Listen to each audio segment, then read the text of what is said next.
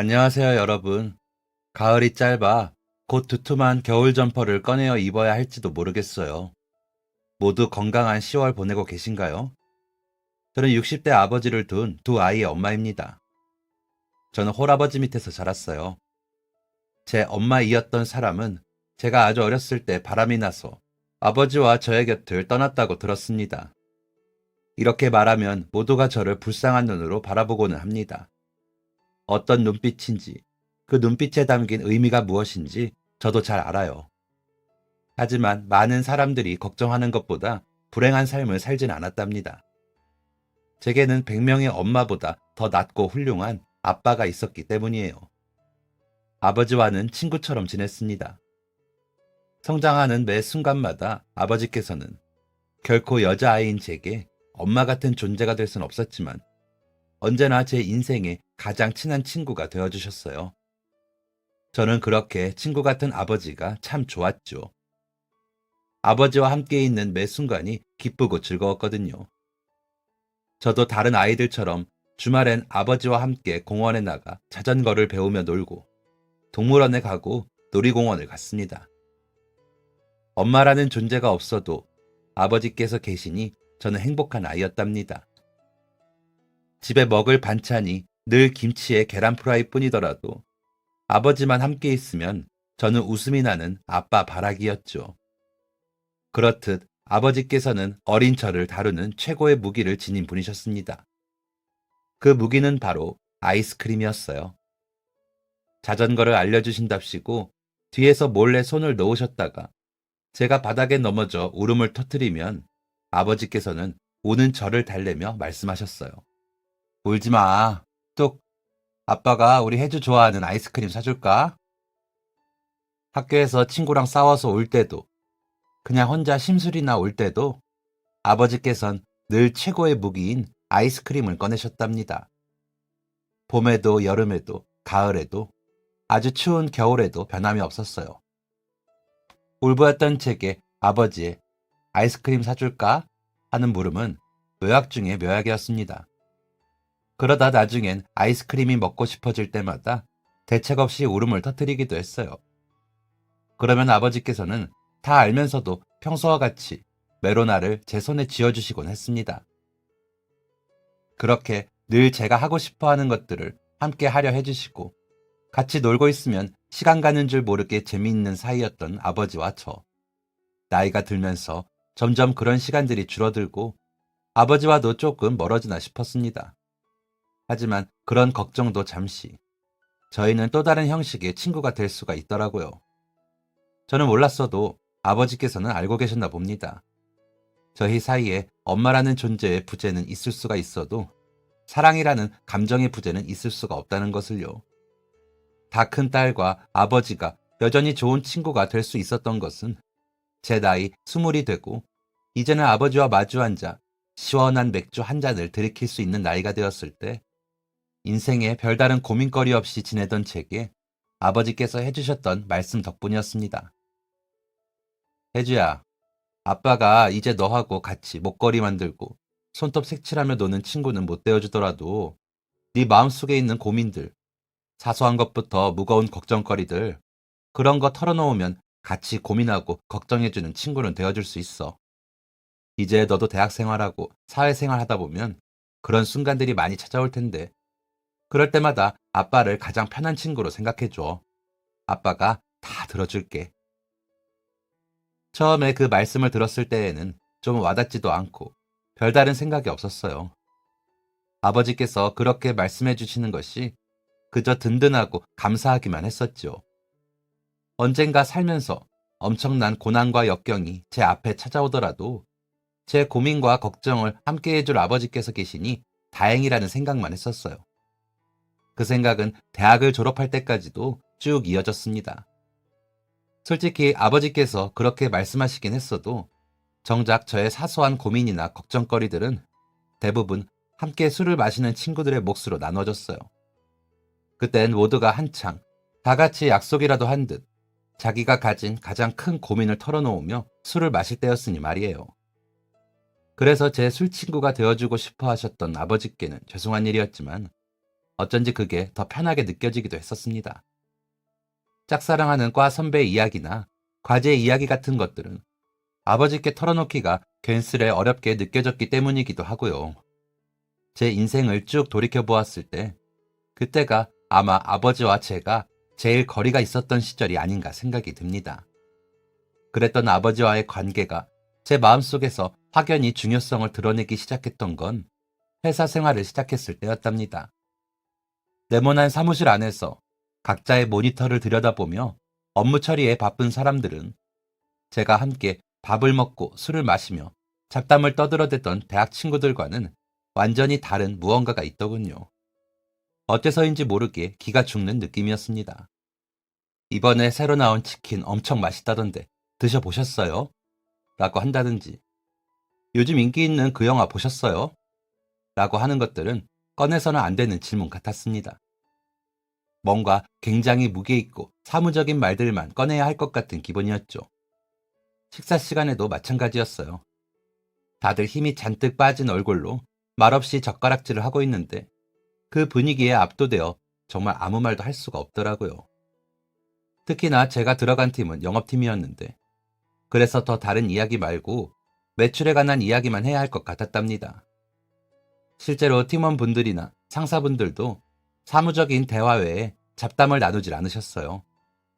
그렇게 이래저래 눈치만 보다 일주일이 흘렀어요. 숨막히는 공간에서 드디어 벗어나 주말이 온다는 생각에 금요일 아침부터 친구들에게 연락을 돌렸답니다.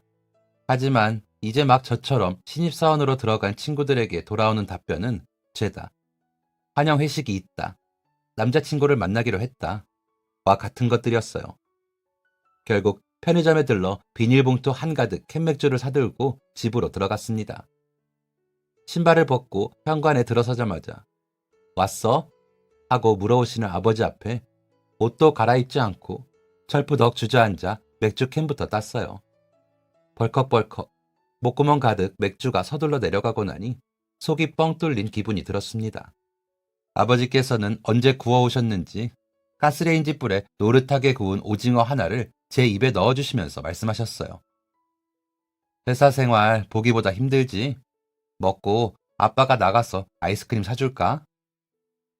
그렇게 허허하고 사람 좋은 웃음소리를 내며 웃어 보이는 아버지의 얼굴을 보는 순간 눈물이 왈칵 튀어나오고 말았습니다. 사실 기다리던 금요일에 친구들 모두 만나지 못한다는 걸 알았을 때 그때부터 이미 제 속은 뒤틀리다 못해 꼬이고 꼬여 눈물이 금방이라도 터질 기세였었어요. 그런데 아빠도 다 알아 하고 건네시는 아버지의 그 말씀을 들으니 눈물을 더 참을 수가 없더군요. 엉엉 우는 저를 아버지께서는 달래어주지도 않으시고 그저 재미있다는 듯 허허 웃으며 제 입에 오징어 다리만 넣어주실 뿐이었습니다.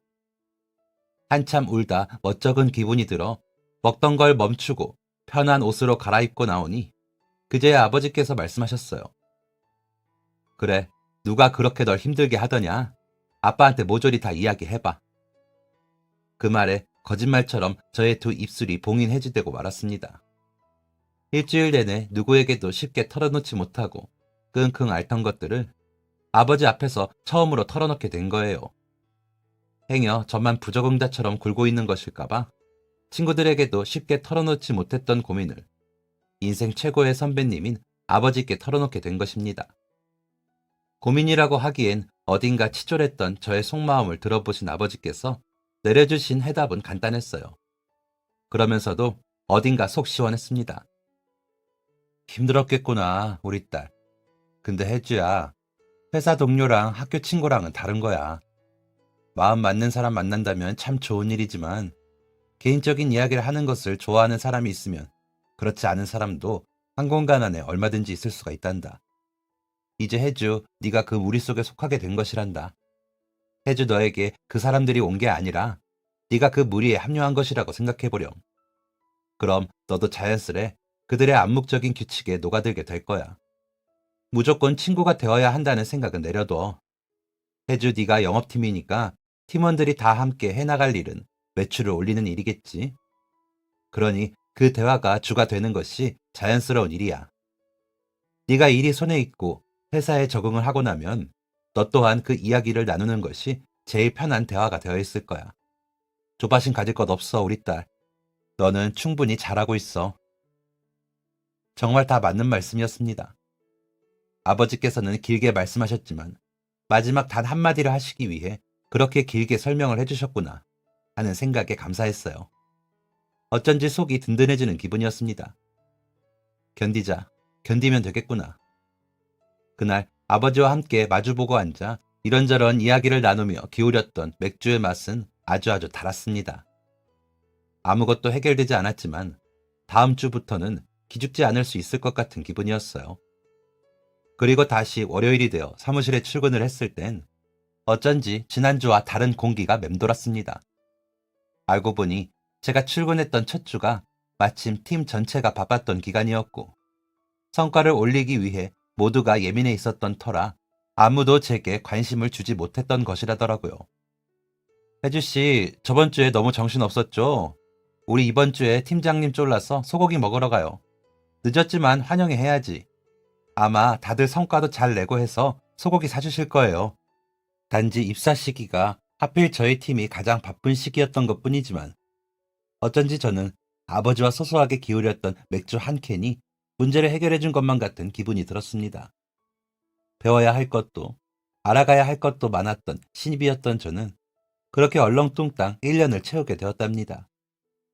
1년이라는 시간 동안 저는 종종 회사 일이 막히거나 마음이 답답해질 때면 캔맥주를 사들고 가 아버지 앞에 앉고는 했습니다. 아버지께서는 제가 그럴 때마다 단 한 번의 싫은 내색 없이 저의 모든 고민거리를 들어주셨고요. 그러고 나면 무겁고 막막했던 골칫덩이들이 싹 내려가는 것 같은 기분이 들었습니다. 아버지께서 말씀하셨던 것처럼 손톱을 색칠하고 그림을 그리고 놀던 친구에서 더 발전해 저희 부녀가 이젠 마음을 털어놓는 친구 사이가 된 거예요. 신기하고 기분이 좋았습니다. 마음을 터놓고 싶어 아버지와 마주 앉았지만 어쩐지 다음 날이 되고 나면 제 마음에서 털어낸 것들보다 그 시간들로 인해 얻은 게 더 많은 것 같은 기분이 들었거든요. 그래서 회사에 취직을 하고 난 이후엔 예전보다 아버지와 더 돈독한 사이가 된 것만 같았어요. 제가 서툴지만 조금씩 어른이 되어가는 과정에 아버지께서 함께 해주시는 것만으로도 큰 힘이 되었고 그렇게 회사에 입사한 지 1년이 조금 넘었을 때 저희 팀에 새로운 직원이 들어오게 되었습니다. 함께 일하던 대리님이 다른 회사로 이직을 하시면서 공석이 되는 바람에 원래 주임 자리에 계시던 분이 대리로 승진을 하고 주임 자리에 새로운 분이 들어오게 된 것이었죠. 새로 오신 주임님은 나이 28의 남자분이었어요. 저하고는 2살 차이 나는 사람이었는데 첫 인상이 아주 강렬했었답니다. 전체 인사를 하고 업무 준비 시간에 탕비실에 들어갔는데 탕비실에서 나오던 주임님이 제 어깨와 탁 부딪히면서 손에 들고 있던 커피를 제게 쏟아버렸기 때문이에요. 뒤따라 탕비실로 들어오던 다른 직원도 순식간에 일어난 일에 헉 하고 발걸음을 멈추는 것이 느껴졌어요. 흰색 니트가 다 얼룩져버린 저는 그 자리에 얼음처럼 굳어버렸고 탕비실 앞엔 싸한 기운이 맴돌았습니다. 죄송합니다. 하필 부딪힌 사람이 그날 처음 뵙는 주임님이라 다른 직원들한테 하는 것처럼 앓는 소리도 못하고 허허 아버지께서 하시는 것처럼 짧게 웃어 보이기만 했어요. 입은 웃고 있었지만 눈은 그러질 못했답니다. 정말 아끼던 옷이었거든요. 그날 왜 하필 그 옷이 입고 싶었던 건지 짧은 순간 후회가 밀려왔습니다. 주임님은 급하게 자리로 뛰어가 물티슈를 제게 내밀었어요.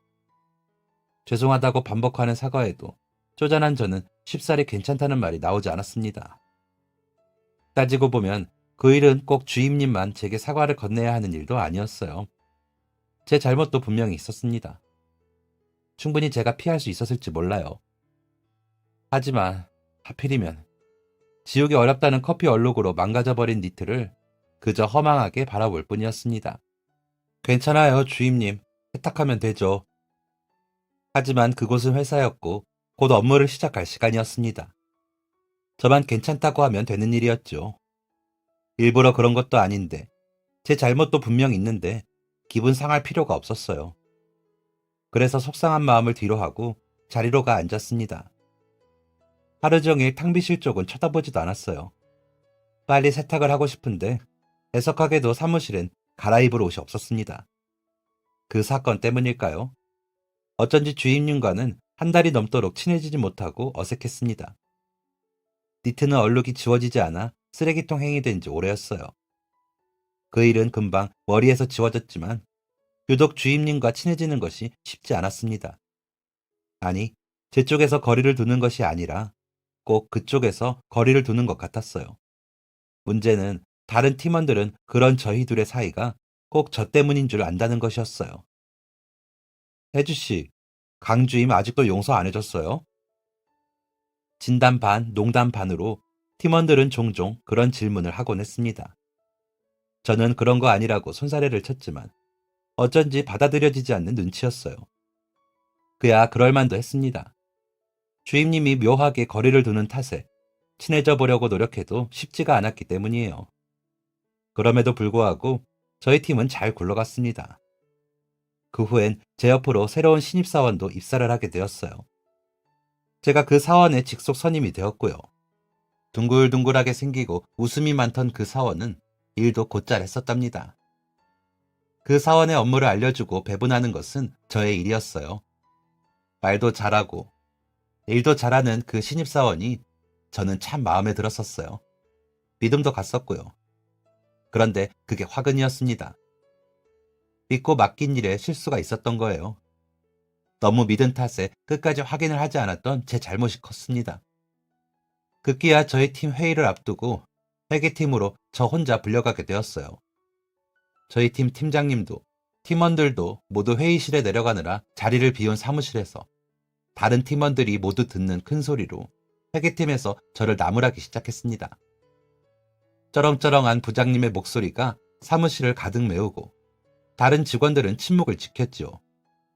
돈에 관련된 실수이니 모두가 예민할 수밖에 없는 문제였어요.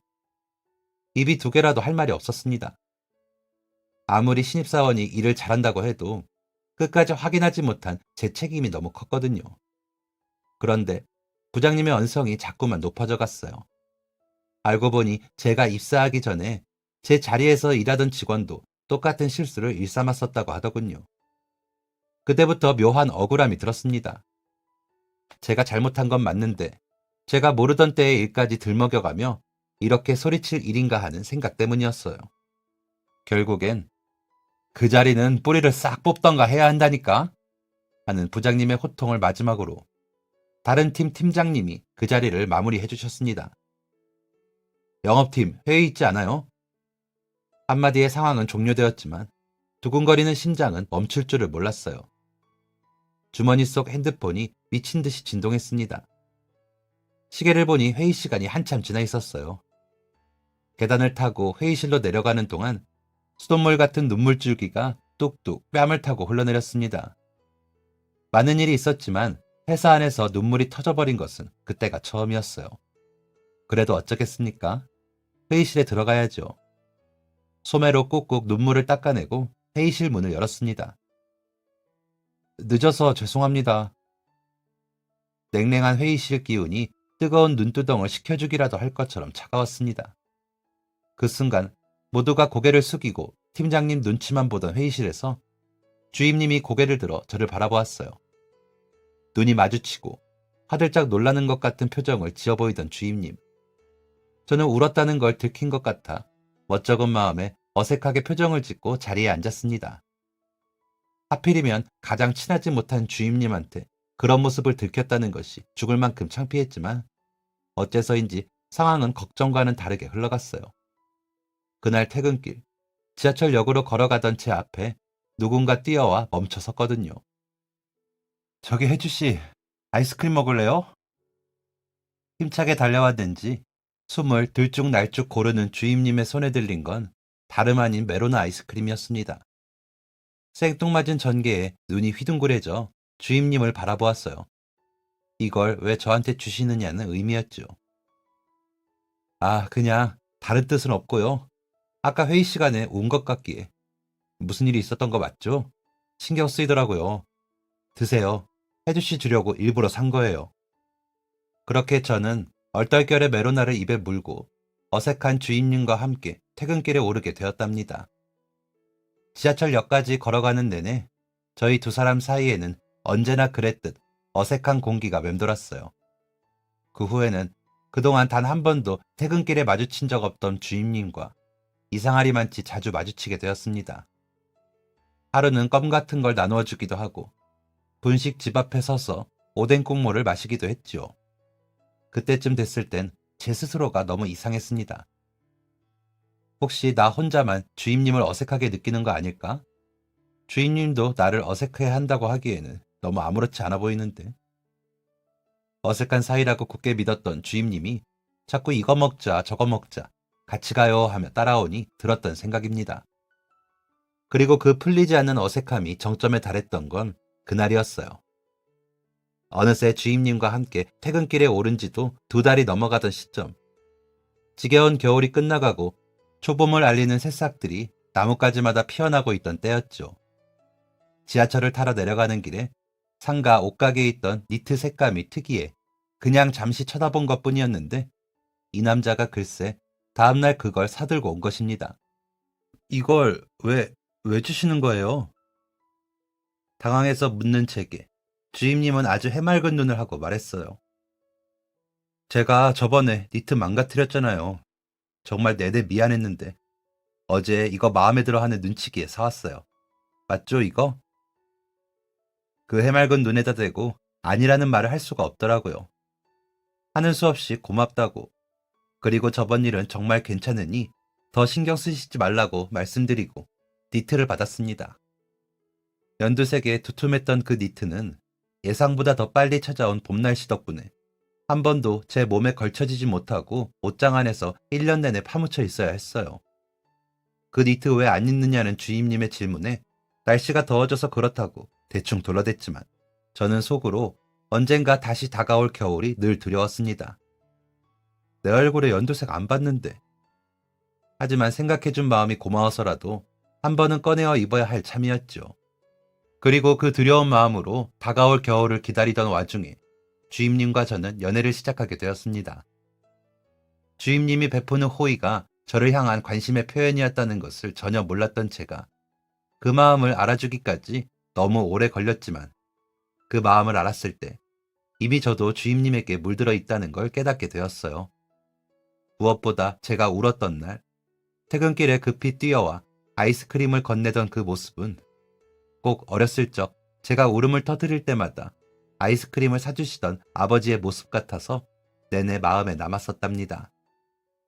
그저 어색하고 불편한 사이라서 신경 쓰인다는 느꼈던 것이 호감 때문이었나 봅니다. 그렇게 출근 첫날부터 제 옷에 커피를 쏟아 좋지 않은 인상을 심어주었던 강태성 주임님은 메로나 하나에 어느덧 제 남자친구가 되었어요. 회사 내에서 연애를 한다는 것은 쉽지 않았어요. 직원들 사이에 저희가 연애를 한다는 사실이 알려져 봐야 좋을 것이 없겠다는 생각에 비밀 연애를 했기 때문입니다. 아무리 좋아도 회사 안에서는 예전처럼 서먹서먹한 척 연기를 해야 했어요. 물론 영업팀 일이 너무 바빠 딱히 연기라고 신경 써서 할 것도 없긴 했었지만요. 그래도 남들을 속인다는 것 자체가 그렇게 마음 편한 일은 아니었던 것 같습니다. 그렇게 저희 두 사람은 3년 정도를 더 그 회사에 다녔어요. 그러는 동안 저희 아버지께서는 정년퇴직을 하시고 아파트 경비 일을 시작하시게 되었고요. 저도 회사에서 승진을 했고 아버지 힘든 일 하지 마시라고 말씀을 드려보아도 아버지께서는 고집을 꺾지 않으셨습니다. 사실 제가 아무리 승진을 했어도 제 월급으로는 턱도 없는 삶이긴 했어요. 그게 아버지께 불효를 하는 게 되는 것 같아 속이 상했고요. 하루라도 더 빨리, 한 칸이라도 더 높이 승진해야겠다는 생각을 했습니다. 아버지께서는 왜 받을 사람 생각도 안 하는데 혼자 설레발을 치고 있느냐고 웃으셨지만 제가 어떻게 사는 게 더 아버지를 위할 수 있는 것인지 어려운 고민에 빠졌었죠. 그렇게 아버지께서 경비일을 시작하신 지 1년이 조금 넘어가던 어느 날이었어요. 매해마다 챙겨받으시는 건강검진을 하시고 돌아와 삼겹살에 소주를 드시겠다고 상을 차리시는 아버지께 잔소리를 퍼부었습니다. 퇴직 이후 부쩍 저녁 식사마다 술을 곁들이는 일이 늘어나셨거든요. 예전엔 드시더라도 저와 함께 맥주 한 캔 정도가 다였다면 이제는 잦은 야근이다, 회식이다, 핑계를 대며 늦는 딸이 없어 수다마저 빠진 밥상에서 혼자 소주 한 병을 드시는 것입니다. 하루 이틀 별 생각 없이 그러려니 했었는데 주말에 분리배출을 하러 내려갔다가 깜짝 놀라고 만 거예요. 체감상으로 느꼈던 것보다 훨씬 많은 소주병이 나와서였습니다. 그때부터 아버지께 잔소리를 시작한 것 같아요. 다른 이유는 없었습니다. 건강에 행여나 해가 될까 하는 걱정 때문이었죠. 그런데도 아버지께서는 웃어 넘기기만 하실 뿐이었고 건강검진하느라 하루 전날만 술을 건너뛰시는 모습이 귀여우면서도 화가 나 잔소리를 하게 된 거예요. 그런데 저는 며칠 후 그날 그렇게 아버지께 잔소리를 했던 것을 후회하게 되고 맙니다. 아버지께서 건강검진을 하실 때 복부 CT를 추가로 선택했었는데 신장에 이상 소견이 있어 일주일 후에 따로 외래 진료를 가셨었나 봅니다. 그땐 그런 이상 소견이 있다는 것조차 모르고 잔소리만 왕창 퍼부었었는데 병원에서 그런 말을 듣고 혼자서 얼마나 무섭고 걱정되셨을지 생각하면 지금 이 글을 쓰는 와중에도 속이 쓰려요. 제가 아버지의 암을 알게 된 것은 2주 정도 후였습니다. 외래 진료를 보러 가셨던 아버지께서 신장암 1기 의심 소견을 받으시고 그로부터 일주일 뒤에 정밀 신장 CT를 촬영하시게 되면서 제가 알게 된 거예요. 혜주야, 아빠가 몸이 좀 안 좋아서 수술을 하게 될 것 같아. 암이라네. 일하던 도중 걸려온 전화에 너무 놀라서 바닥에 주저앉고 말았어요. 수술을 해야 할 것 같다고 암이라고 말씀하시는 아버지의 목소리가 지나치게 덤덤해서 더 가슴이 덜컥 내려앉았습니다. 그렇게 급하게 반차 좀 쓰고 아버지께 바로 가봐야겠다고 반쯤 미쳐서 말하는 제 옆에 남자친구 태성씨가 함께 섰습니다. 내가 데려다 줄게. 너 혼자 못 가. 나란히 반차를 쓰고 아버지께 달려가는 그 순간에도 몇 번이나 정신을 놓았는지 모르겠어요. 암이라는 단어가 너무 생소했습니다. 저한테는, 저희 아버지한테는 해당될 리 없다고 믿었던 단어가 갑자기 하늘에서 뚝 떨어져 버린 거예요. 암, 그 한 글자가 주는 공포감은 이루 말할 수가 없었습니다. 아버지께서는 유일한 저의 가족이었습니다. 그런 아버지를 잃을까 덜컥 겁이 났어요. 정신을 잃었다가 울었다가를 반복했습니다. 회사에서 집까지 거리가 그렇게 멀었었던가. 불안한 마음으로 도착한 집. 거실에 멍하니 앉아 계시던 아버지께서 현관문이 열리는 소리에 화들짝 놀라 저를 돌아보셨습니다. 아빠! 다른 어떤 말도 나오지 않고 계속 아버지를 부르고 또 불렀습니다. 크고 두툼한 손은 위로 받아야 할 때마저 다 큰 딸의 등을 두드리느라 여념이 없었어요.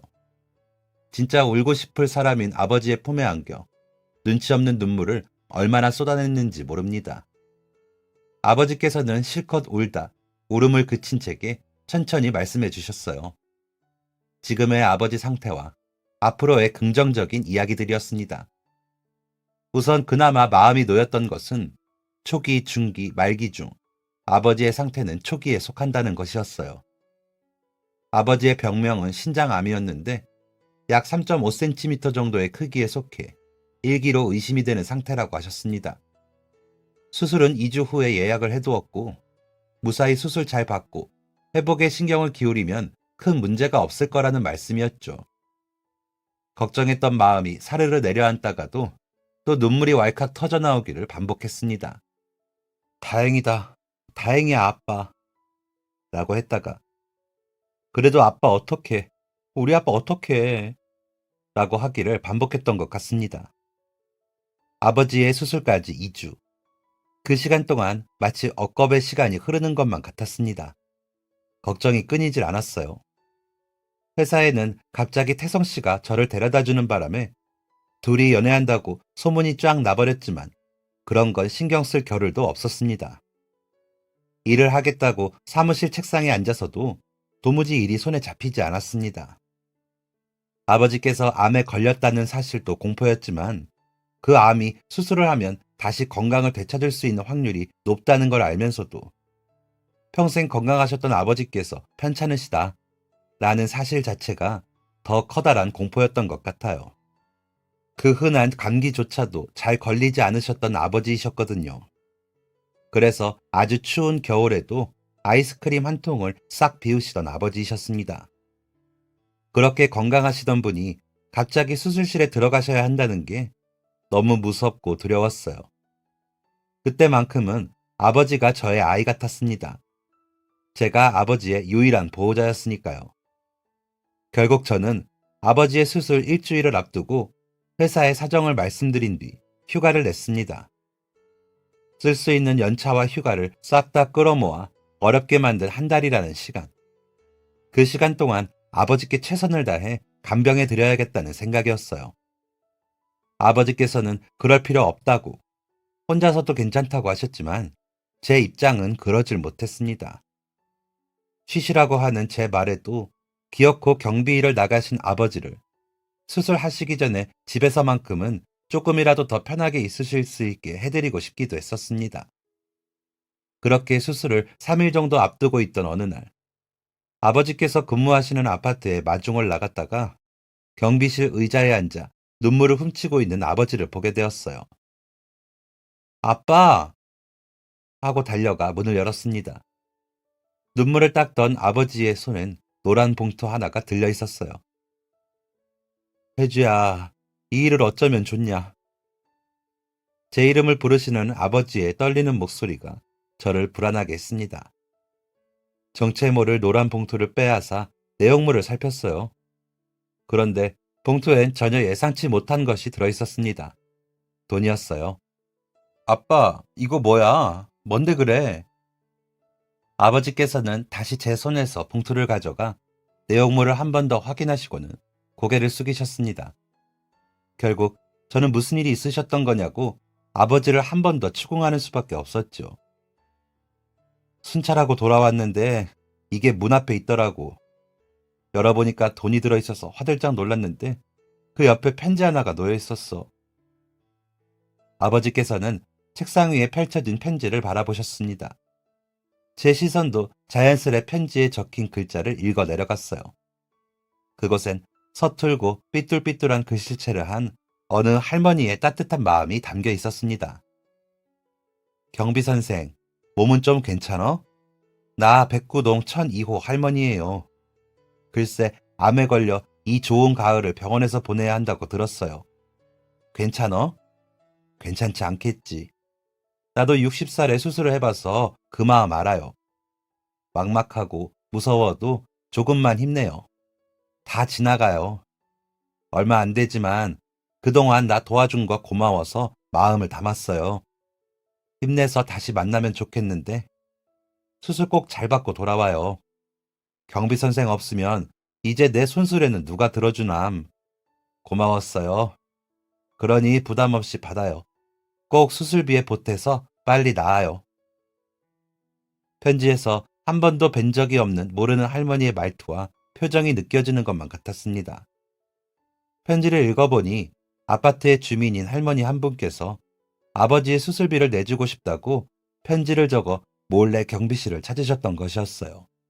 게다가 편지를 다 읽고 아버지의 말씀을 들어보니 그분이 평소 아버지께서 눈여겨보시던 할머니라고 하시더군요.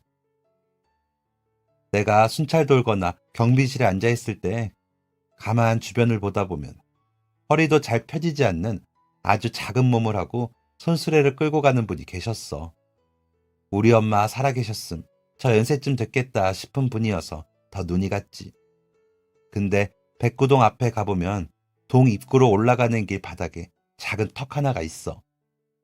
그분이 댁으로 가시려면 어떻게 해서든 그 길을 지나야 하는데 손수레가 자꾸 그 턱에 걸려서 어쩌지를 못하시는 거야.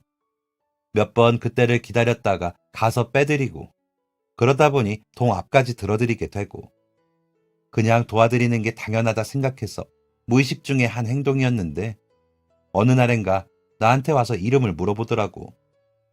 경비 선생 이름이 뭐예요? 하면서 웃으시는데 그게 좋아서 그 후로 종종 대화도 나누고 했었어. 그래도 나 암에 걸렸단 말씀은 드린 적 없었는데 어떻게 아신 건지. 알고 보니 아버지께서 그 아파트에 근무하셨던 1년 남짓한 시간 동안 그 할머니와 아버지께서는 제법 얼굴을 익힌 사이라고 하셨습니다. 아버지께서는 근무 도중 할머니를 뵙게 되면 늘 도와드리곤 했고 그 친절함에 할머니께서 감동을 하셨던 것인지 아버지가 암이라는 소식을 어디서 들으시고는 이렇게 몰래 돈을 두고 가신 것이었어요. 눈물이 나지 않을 수가 없었습니다. 아버지의 등을 가만히 토닥여 드렸어요. 속으로 생각했지요. 아버지가 다 나으시면 꼭 찾아가 인사드리겠다고. 며칠 후 할머니의 따뜻한 마음을 받아 아버지께서는 그렇게 무사히 수술을 마치셨습니다. 수술실에 들어가는 아버지께 눈물 나는 이야기는 하고 싶지 않아서 저는 괜히 아빠, 수술 끝나고 나오면 아이스크림 사줄게 라는 시답지 않은 소리만 늘어놓았었어요. 수술이 끝났다는 말에 약속대로 아이스크림을 잔뜩 사다 놓았지만 병원에서 허락이 떨어지지 않아 입에도 대지 못하셨습니다. 물론 그럴 수 있는 상태도 아니셨지만 아이스크림은 나중에 먹자는 제 말에 울상을 짓는 아버지의 모습이 안쓰러우면서도 마음이 놓였습니다. 수술이라는 관문을 지났다는 것에 대한 안도감이었던 것 같아요. 그렇게 아버지께서는 저의 기도와 함께 무사히 퇴원까지 하게 되셨답니다. 퇴원하시면 가장 먼저 무얼 하고 싶으신지 여쭙는 저의 질문에 아버지께서는 말씀하셨습니다. 백구동 할머니, 그 할머니 댁에 맛있는 거 사들고 찾아뵙고 싶어. 나 수술 잘 끝났다고 고맙다고 인사드리고 싶어. 아버지께서 많이 힘들어 하시면 저 혼자라도 찾아뵙고 인사를 드리려던 참이었어요. 그런데 역시나 아버지께선 가장 먼저 그 말씀을 하시더군요. 저는 웃으며 할머니께 드릴 과일을 고르고 골랐습니다. 그렇게 시간이 흘러 아버지와 함께 탄 백구동 엘리베이터가 느리게 10층으로 올라갔습니다. 긴장되었어요. 어떤 분일까 궁금했어요. 이게 누구야? 경비 선생? 할머니께서는 아버지의 목소리를 들으시고 버선발로 나와 문을 열어주셨습니다.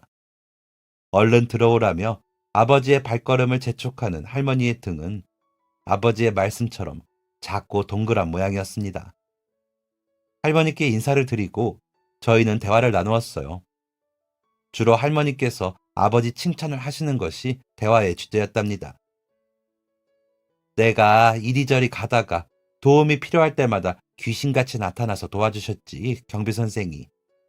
이마에서는 진땀이 나고 몸은 짧아 답답하고 그만 바닥에 주저앉고 싶을 때 귀신같이 나타나 도와줬어, 나를.